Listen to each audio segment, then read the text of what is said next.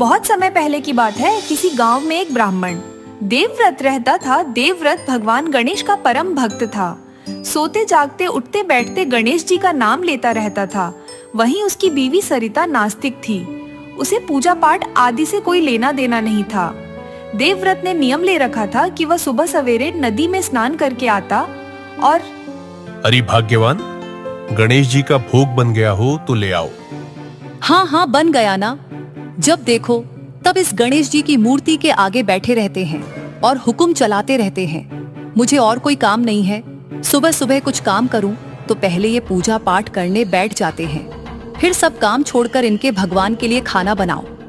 सरिता, नाराज क्यों होती हो? ये आज की बात तो है नहीं, मेरे जीवन भर का नियम है। तुम्हें भी पता है कि नदी में स्नान करके आते ही मैं गणेश जी की पूजा करता हूं, उसके बाद उन्हें भोग लगाता हूं।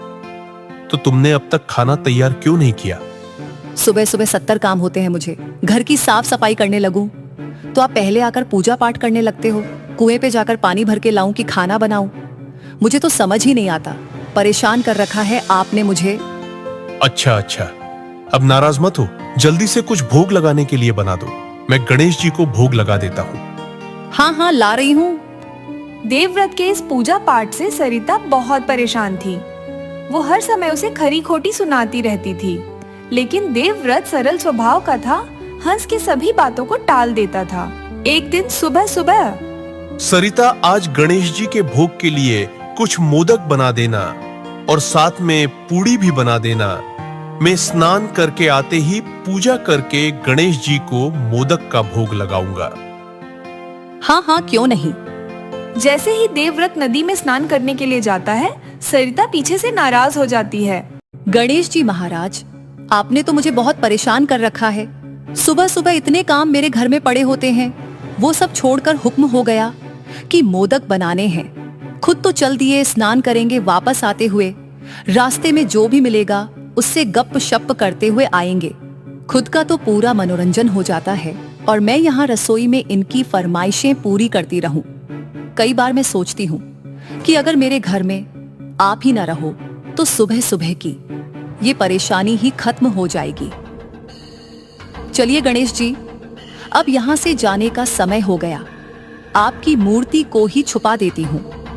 ऐसा सोचकर सरिता गणेश जी की मूर्ति को अपनी अलमारी में छुपा देती है। तभी देवव्रत स्नान करके वापस आता है। जय हो गणेश जी महाराज, जय हो गणेश जी महाराज। अरे सरिता, यहाँ से मेरी गणेश जी की मूर्ति कहाँ गई? मूर्ति कहाँ जाएगी, अपनी जगह पर रखी होगी। नहीं सरिता, मेरे गणेश जी की मूर्ति यहाँ नहीं है। मूर्ति कहाँ गई? अरे मूर्ति के कौन से पैर लग गए जो यहाँ से उठकर कहीं चली जाएगी? देखो देखो सरिता, मूर्ति यहाँ है ही नहीं। मूर्ति कहाँ जा सकती? अरे हाँ, मूर्ति तो यहाँ नहीं है। लगता है गणेश जी को आपसे और सेवा पूजन नहीं करवानी। थक गए वो आपकी पूजा से, इसलिए वापस चले गए। नहीं नहीं सरिता, ऐसा ना कहो। हे गणेश जी महाराज, मेरी सेवा पूजा में क्या कोई कमी रह गई थी जो आप मुझसे रूठ कर चले गए हैं? प्रभु, अब मैं क्या करूं? क्या करूं क्या? स्नान तो कर ही आए हो, अब भोजन पानी कर लो। नहीं सरिता, मेरा जीवन भर का नियम है, गणेश जी को भोग लगाने के बाद ही मैं भोजन करता हूं। और आज मेरे प्रभु मुझसे नाराज हो गए, मुझे छोड़कर चले गए। उन्हें भोग लगाए बिना मैं अन्न का एक दाना भी ग्रहण नहीं कर सकता। ये क्या कह रहे हो? गणेश जी तो वापस अपने धाम को चले गए, तुम कब तक भूखे बैठे रहोगे? सरिता, जब तक प्रभु मुझे मेरी गलती का भान न करा दे या मेरे पास वापस न आ जाए, तब तक उन्हें भोग लगाए बिना मैं भोजन ग्रहण नहीं करूंगा। दिमाग खराब हो गया है तुम्हारा। देखती हूँ कब तक भूखे रह जाओगे। देवव्रत गणेश जी के रुष्ट होकर चले जाने की सोच में पड़ा रहा। 2 दिनों तक उसने अन्न जल का एक दाना भी ग्रहण नहीं किया। ये देवव्रत मेरा परम भक्त है, ऐसे तो भूखे प्यासे ये अपने प्राण ही त्याग देगा। अब मुझे कुछ करना ही होगा। तीसरे दिन शाम को देवव्रत अपने घर के बाहर बैठा था। तभी एक बच्चा खेलता हुआ देवव्रत के पास आया। हे ब्राह्मण, आपके घर में मेरी गेंद आ गई है, क्या आप मुझे ला देंगे? तुम्हारी गेंद? लेकिन मैं तो कब से यहाँ द्वार पर बैठा हूँ। यहाँ तो कोई गेंद नहीं आई। नहीं नहीं, अभी नहीं, कल आई थी। तुम्हारी पत्नी ने उठाकर अपनी अलमारी में रख दी। क्या तुम मुझे वो दे दोगे? हाँ हाँ, क्यों नहीं, तुम रुको, मैं लेकर आता हूँ। देवव्रत जैसे ही जाकर अलमारी खोलता है और गेंद को खोजने लगता है तो उसे कपड़ों में दबी हुई गणेश जी की मूर्ति मिल जाती है। मूर्ति देखकर देवव्रत बहुत प्रसन्न होता है। हे गणेश जी महाराज, आप यहाँ? मैं कब से इस सोच में पड़ा हूँ कि मेरे गणेश जी मुझसे किस बात पर नाराज होकर चले गए हैं। प्रभु, मेरी भूल के लिए मुझे क्षमा कीजिए और चलिए अपने स्थान पर विराजमान हो। ऐसा कहकर देवव्रत गणेश जी की मूर्ति को उठाकर उनके स्थान पर विराजमान कर देता है। खुशी खुशी नदी में स्नान करने जाता है, वापस आकर पूजा पाठ करता है और गणेश जी को भोग लगाकर स्वयं भोजन ग्रहण करता है। अरे, ये गणेश जी की मूर्ति तुम्हें कहाँ से मिल गई? सरिता, ये तो अलमारी में रखी थी। कहीं तुमने तो उठाकर नहीं छुपा दी थी? नहीं नहीं, भला मैं क्यों छुपाने लगी? मैं छुपाती तो तुम्हें परेशान होता तो नहीं देखती ना। कोई बात नहीं, मुझे तो मेरे गजानंद भगवान दोबारा मिल गए। इसके अलावा मुझे कुछ नहीं चाहिए। देवव्रत खुशी खुशी भगवान गणेश की मूर्ति के आगे हाथ जोड़कर खड़ा रहता है। अगले दिन सुबह सुबह फिर देवव्रत अपने नियम के अनुसार नदी में स्नान करने चला जाता है। अरे गणेश जी, आप तो मेरे पति को फिर से मिल गए और फिर से उनका यही नियम पूजन शुरू हो गया। कुछ दिनों का मुझे चैन था, फिर वही परेशानी। चलिए, इस बार आपका कुछ ऐसा इंतजाम करती हूँ कि मेरे पति चाहकर भी आपको ढूंढ नहीं पाएंगे। सरिता गणेश जी की मूर्ति को उठाकर ले जाती है और अपने घर के आंगन में गड्ढा खोदकर उस मूर्ति को वहां छुपा देती है। देवव्रत जैसे ही स्नान आदि कर घर वापस आता है तो देखता है कि गणेश जी की मूर्ति फिर अपने स्थान पर नहीं है। हे गणेश जी महाराज, ये क्या? एक बार फिर आप मुझसे रुष्ट होकर यहां से चले गए। मुझे मेरी गलती का भान तो कराएं प्रभु। किस बात की आप मुझे सजा दे रहे हैं? क्या हुआ, कैसे परेशान हो? सरिता, मेरी गणेश जी की मूर्ति एक बार फिर गायब हो गई। कहीं इसके पीछे तुम्हारा हाथ तो नहीं है? अच्छा, एक बार फिर से आपकी मूर्ति खो गई। मैं तो आपकी उस मूर्ति को यहीं छोड़कर कुएं से पानी भरने गई थी। मुझे क्या पता आपके गणेश जी की मूर्ति कहाँ गायब हो गई। सरिता, एक बार फिर गणेश जी महाराज मुझसे रुष्ट होकर कहीं चले गए हैं। कोई बात नहीं, वो तो भगवान है। आपसे शायद इतनी ही सेवा पूजा करवाना चाहते थे, अब वो किसी और के पास सेवा पूजा करवाने चले गए हैं। परेशान ना हो। नहीं नहीं सरिता, इस बार भी यदि गणेश जी महाराज मुझे मेरी गलती का भान नहीं कराते और अपने रुष्ट होकर जाने का कारण नहीं बताते तो मैं भोजन नहीं करूंगा। जैसी तुम्हारी मर्जी, जो मन में आता है करो। देवव्रत एक बार फिर अन्न जल का एक दाना भी ग्रहण नहीं करता। अरे, एक बार फिर मेरा ये भक्त मुसीबत में फंस गया है। अब इसकी मदद कैसे करूं? मूषक, इस बार तुम इसकी मदद के लिए धरती पर जाओ। देवव्रत अपने घर के आंगन में बैठा था, तभी वहाँ एक मूषक आता है। देवव्रत उस मूषक को देखकर सोचने पड़ जाता है। हे मूषक, अब तो गणेश जी महाराज की सवारी है। आप ही उन्हें वापस मेरे पास ले आओ। उनके बिना मैं बहुत परेशान हूँ। थोड़ी देर में देवव्रत देखता है कि आंगन में कूदता फांदता वह मूषक रसोई घर के बाहर लगे पेड़ के नीचे खोदने लगता है। देवव्रत पास में जाकर देखता है तो उस गड्ढे में उसे गणेश जी की मूर्ति का एक सिरा नजर आता है। देवव्रत खोदकर गणेश जी की मूर्ति को बाहर निकालता है। हे गणेश जी महाराज, ये आपकी कैसी लीला है? कभी अलमारी में मिलते हैं तो कभी पेड़ के नीचे गड्ढे में मिलते हैं। ऐसा कहते हुए देवव्रत गणेश जी की मूर्ति को ले जाकर एक बार फिर अपने घर के मंदिर में स्थापित कर लेता है। जैसे ही सरिता घर में वापस आती है तो देखती है कि गणेश जी की मूर्ति मंदिर में रखी है और देवव्रत उन्हें भोग लगा रहा है। अरे, ये गणेश जी की मूर्ति तुम्हें कहाँ से मिली? सरिता, स्वयं गणेश जी की सवारी मूषक ने यह मूर्ति मुझे ढूंढ कर ला दी है। क्या? ये क्या कह रहे हो?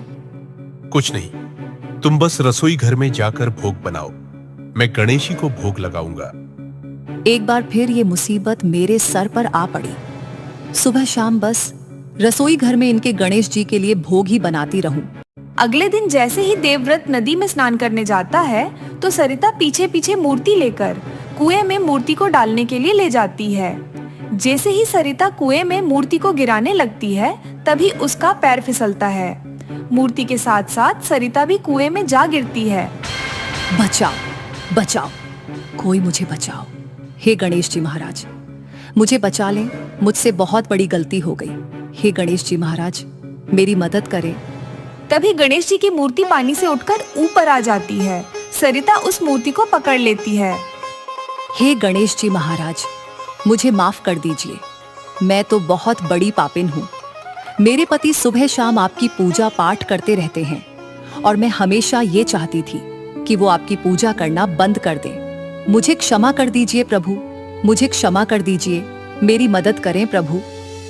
तभी अचानक गणेश जी की मूर्ति कुएं में से बाहर निकलने लगती है और सरिता उन्हें पकड़े पकड़े कुएं से बाहर आ जाती है। बाहर आते ही सरिता उस मूर्ति को ले जाकर वापस अपने घर के मंदिर में स्थापित कर देती है और उनसे क्षमा मांगती है। जैसे ही देवव्रत स्नान करके वापस आता है तो सरिता उसे सारी बात बता देती है और उससे अपने किए की क्षमा मांगती है। सरिता, तुमसे इस तरह की नादानी की मुझे उम्मीद नहीं थी। मैंने जब से होश संभाला है तब से आज तक स्नान करके गणेश जी की पूजा करने का मेरा नियम रहा है, इसीलिए गणेश जी महाराज ने तुम्हारी मदद करी है। दोनों गणेश जी के आगे हाथ जोड़कर खड़े हो जाते हैं। एक समय धन के देवता कुबेर को अपने धन पर अभिमान हो जाता है। वो सोचते हैं, मैं तो दुनिया में सबसे अधिक धनवान हूँ। क्यों ना मैं सभी देवताओं को एक एक कर भोजन पर आमंत्रित करूं, फिर सभी को अपने धन वैभव का प्रदर्शन करके दिखलाऊंगा।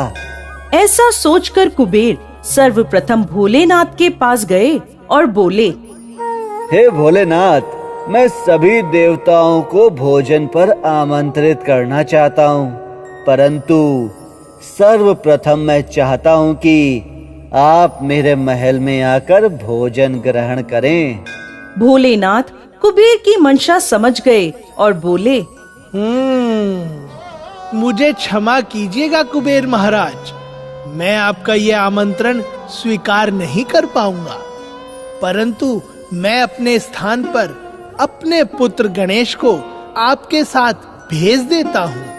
अब कुबेर सोचते हैं, चलो कोई बात नहीं, भोलेनाथ ना सही, भोलेनाथ का पुत्र ही सही। ठीक है प्रभु, गणेश जी को भेज दीजिएगा। अब कुबेर गणेश जी को अपने साथ लेकर अपने महल पहुँचे और गणेश जी को अपना धन ऐश्वर्य दिखाना शुरू कर देते हैं। आइए गणेश महाराज, आज मैं आपको सोने की थाली में भोजन कराऊंगा। गणेश जी भोजन करना प्रारंभ करते हैं। अब कुबेर भोजन मंगवाते जाएं, गणेश जी उसे खत्म करते जाएं। खीर मंगवाइए कुबेर देव। जी जी प्रभु। और पूड़ी भी मंगवाइए। जी अभी लाया प्रभु। खीर और मंगवाइए न कुबेर देव। जी जी प्रभु, खाइए खाइए। और पूड़ी भी मंगवाइए। जी अभी लाया प्रभु। देखते ही देखते गणेश जी सारा भोजन खा जाते हैं। क्या हुआ कुबेर देव, पूड़ी और खीर मंगवाइए ना। अब क्या मंगाऊं भगवान, सारा खाना तो खत्म हो गया है। अच्छा, खत्म हो गया तो ऐसा कीजिए, घर में जो भी फल सब्जी इत्यादि है ना, वो सब मंगवाइए। मैं तो अभी भी बहुत भूखा हूँ। अब कुबेर समझ गए कि गणेश जी उनके अभिमान को चूर करने के लिए ऐसा कर रहे हैं। कुबेर हाथ जोड़कर गणेश जी के सामने खड़े हो जाते हैं और कहते हैं, हे प्रभु, मैं समझ गया हूँ कि आपकी भूख शांत क्यों नहीं हो रही है। मुझे क्षमा करें प्रभु, क्षमा करें। मैं अब कभी अभिमान नहीं करूँगा। गणेश जी वहाँ से कैलाश पर्वत के लिए अपनी सवारी नन्हे से मूषक पर बैठकर चलते हैं। बहुत खाना खाने की वजह से गणेश जी का भार मूषक से संभाला नहीं जाता। संतुलन बिगड़ने से गणेश जी मूषक से गिर जाते हैं। अरे अरे अरे मूषक राज, ये क्या किया तुमने? देखो मेरे सारे कपड़े गंदे हो गए। तभी अचानक गणेश जी को किसी के हंसने की आवाज आती है।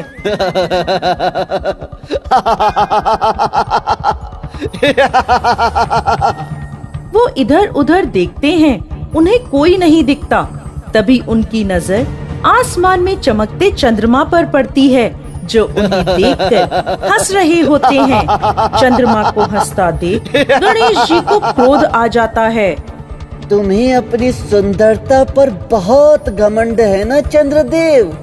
तो मैं तुम्हें श्राप देता हूँ, आज से तुम्हारी चमक कम हो जाएगी।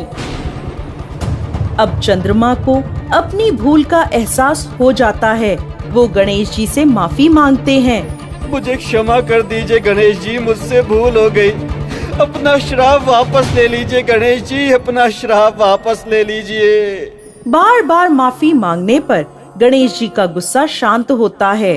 मैंने जो आपको श्राप दिया है वो पूर्ण रूप से तो समाप्त नहीं हो पाएगा, परंतु चंद्रदेव माह में केवल एक दिन ही आप पर इस श्राप का पूर्ण असर होगा। तब से अमावस के दिन चंद्रमा दिखाई नहीं देता। साथ ही गणेश जी ने उन्हें यह वरदान दिया, मेरी हर चतुर्थी पर मेरे साथ आपकी पूजा होगी और आपको अर्घ्य देने पर व्रत पूर्ण होगा, परंतु मेरा अपमान करने के कारण आज के दिन आपको देखने वाला कलंक का भागी बनेगा चंद्रदेव। तभी से गणेश चतुर्थी के दिन चंद्रमा के दर्शन करने वालों को दोष लगता है। जय श्री गणेश। एक समय की बात है, किसी गांव में एक बच्चा गोपाल अपनी मामी के साथ रहता था। बचपन में ही गोपाल के माता पिता का देहांत हो गया था। गोपाल के मामा शहर में कमाने के लिए गए हुए थे। गोपाल की मामी उसे बिल्कुल पसंद नहीं करती थी और वो गोपाल से घर के सारे काम करवाती थी। गोपाल, अरे ओ गोपाल, कहाँ मर गया? आया मामी, आया, अभी आया। हाँ मामी। कहाँ घूमता रहता है? एक आवाज में आज तक तो कभी भी नहीं आया। कहीं नहीं मामी, कहीं नहीं, मैं तो यहीं पर था, आंगन में सफाई कर रहा था। ज्यादा बने मत, मैं सब जानती हूँ। तेरे जैसा कामचोर मैंने आज तक नहीं देखा। माँ बाप तो मर गए, लेकिन तुझे छोड़ गए मेरे सर पर सवार रहने को। सारा दिन बस घूमता है और खाता है। चल जा यहाँ से, ये दूध का गिलास रामू को दे के आ। जी मामी, अभी जाता हूँ। ध्यान से, रास्ते में पी मत लेना, वरना। गोपाल की मामी बहुत क्रूर हृदय की महिला थी। वो अपने बेटे राजू का बहुत ध्यान रखती थी, वहीं गोपाल पर हर समय दांत पीसती रहती थी। माँ, माँ, माँ, भूख लगी है। अरे मेरे बेटे को भूख लगी है, अभी हलवा बनाती हूँ। गोपाल, अरे ओ गोपाल। हाँ आया मामी। जा रसोई में जाकर खाना खा ले, थाली में निकाल कर रखा है, और रोटी खाते ही बर्तन साफ कर देना, सुबह से पड़े हैं। ठीक है मामी। गोपाल रसोई में पहुंचकर देखता है कि मामी ने थाली में उसके लिए एक रात की सूखी रोटी और थोड़ा सा गुड़ रखा है। फिर वह देखता है कि रसोई घर में बर्तनों का ढेर लगा है। गोपाल बेचारा रसोई के एक कोने में बैठकर वो रूखी सूखी रोटी खाता है और बर्तन साफ करने लगता है। गोपाल, ओ गोपाल के बच्चे। हाँ मामी। आज गणेश चतुर्थी का त्योहार है, हम सभी का उपवास है। खाना तो बना नहीं, तू जा और जाकर गाय चरा ले। ठीक है मामी, मैं जाता हूँ। गोपाल देखता है कि उसे जाने का बोलकर मामी अपने बेटे राजू को फल और मिठाइयाँ खिला रही थी। वो बहुत दुखी हुआ और रोते रोते जंगल की ओर गाय चराने चला गया। गोपाल बहुत दुखी था। हे भगवान, आपने मेरे साथ ऐसा क्यों किया? मेरा क्या कसूर था जो आपने मुझसे मेरे माता पिता को छीन लिया? भाभी मुझे बिल्कुल भी पसंद नहीं करती। मुझे भी अपने पास बुला लो भगवान। मैं बहुत दुखी हूँ, मैं बहुत दुखी हूँ। रोते रोते गोपाल जंगलों में चला जा रहा था। तभी उसका पैर एक लकड़ी के बक्से से टकराता है। गोपाल बक्से को खोलकर देखता है तो उसमें उसे गणेश जी की एक छोटी सी प्रतिमा मिलती है। गोपाल उस प्रतिमा को अपने साथ अपने घर ले आता है और चौकी बिछाकर प्रतिमा को वहाँ रख देता है। अब गोपाल को अपना सुख दुख बांटने वाला कोई मिल गया था। फुर्सत मिलते ही प्रतिमा के पास आकर बैठ जाता और बातें करने लगता। जो भी मामी उसे खाने को देती वो उसका भोग गणेश जी को भी लगा देता था। भगवान मुझे माफ करना, मेरे पास आपको भोग लगाने के लिए और कुछ भी नहीं है। मामी मुझे जो ये खाने को रूखी सूखी रोटी देती है ना, आप भी इसी का ही भोग लगा लो। अब गोपाल को अपना सुख दुख बांटने वाला एक मित्र मिल गया था, लेकिन मामी को ये बर्दाश्त नहीं हुआ। एक दिन, गोपाल जा बाजार जाकर सब्जी ले आ। ठीक है मामी। जैसे ही गोपाल सब्जी लेने गया, उसकी मामी ने पीछे से गणेश जी की वह प्रतिमा छुपा दी। अब देखती हूँ किससे करता है बातें। घंटों यहाँ बैठा रहता था और कामचोरी करता था। मामी मामी, आपने मेरी गणेश जी की प्रतिमा देखी? मुझे क्या पता तेरी प्रतिमा का, मुझे और कोई काम नहीं है। तेरी प्रतिमा का ही ध्यान रखती रहूंगी। मामी वो प्रतिमा मेरे कमरे में नहीं है। अब गोपाल रोता हुआ रामू के पास गया। रामू, रामू, क्या तुमने मेरी गणेश जी की प्रतिमा देखी? मैंने नहीं ली तेरी प्रतिमा, और अगर ली भी होती ना तो तुझे तो कभी भी नहीं देता। ये सुनकर गोपाल को गुस्सा आ गया। उसने रामू को धक्का दिया और उसे मारने लगा। दे, दे मेरी प्रतिमा, दे मुझको, दे मेरी प्रतिमा। माँ, माँ मुझे बचाओ, माँ बचाओ मुझे, ये मार डालेगा मुझको। तभी रामू की माँ दौड़ी दौड़ी वहाँ आती है और गोपाल को डंडे से मारना शुरू कर देती है। मामी, गणेश जी, मेरे गणेशा मुझे बचाओ, मेरे गणेशा मुझे बचाओ। तुम कहाँ हो गणेशा?